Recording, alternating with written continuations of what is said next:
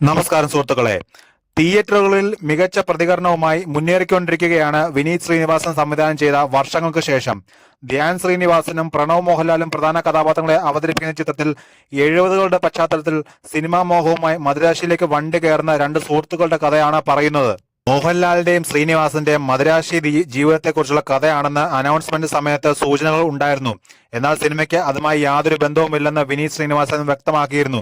എന്നാൽ താൻ കുട്ടിക്കാലം മുതൽ കേട്ട കഥകൾ ഈ സിനിമയിൽ ഉൾപ്പെടുത്തിയിട്ടുണ്ടെന്ന് വിനീത് പറഞ്ഞു. ഇപ്പോഴിതാ സിനിമ കണ്ടതിനു ശേഷം മോഹൻലാൽ പങ്കുവച്ച അഭിപ്രായമാണ് സോഷ്യൽ മീഡിയയിൽ ചർച്ച. തന്റെ വീട്ടിലെ പ്രൈവറ്റ് തിയേറ്ററിൽ നിന്ന് സിനിമ കാണുന്ന ഫോട്ടോയും സിനിമയെക്കുറിച്ചുള്ള കുറിപ്പുമാണ് താരം സോഷ്യൽ മീഡിയ പേജുകളിലൂടെ പുറത്തുവിട്ടത്. സിനിമ കണ്ടപ്പോൾ തന്റെ പഴയ കാലത്തിലേക്ക് പോയതുപോലെയാണെന്ന് താരം കുറിച്ചു. കടന്നുപോയ കാലത്തിലേക്ക് ജീവിത സായാഹ്നത്തിൽ തിരിഞ്ഞു നോക്കാത്തവർ ഉണ്ടാകുമോ?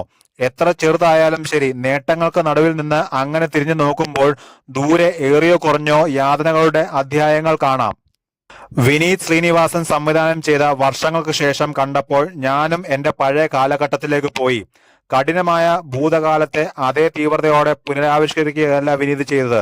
അനുഭവങ്ങളെല്ലാം കഴിയുമ്പോൾ ചുണ്ടിൽ ഊറി വരുന്ന ഒരു ചിരി ഈ സിനിമ കാത്തുവെച്ചിരുന്നു. വർഷങ്ങൾക്ക് ശേഷം സിനിമയുടെ മുഴുവൻ അണിയറ പ്രവർത്തകർക്കും എന്റെ നന്ദി.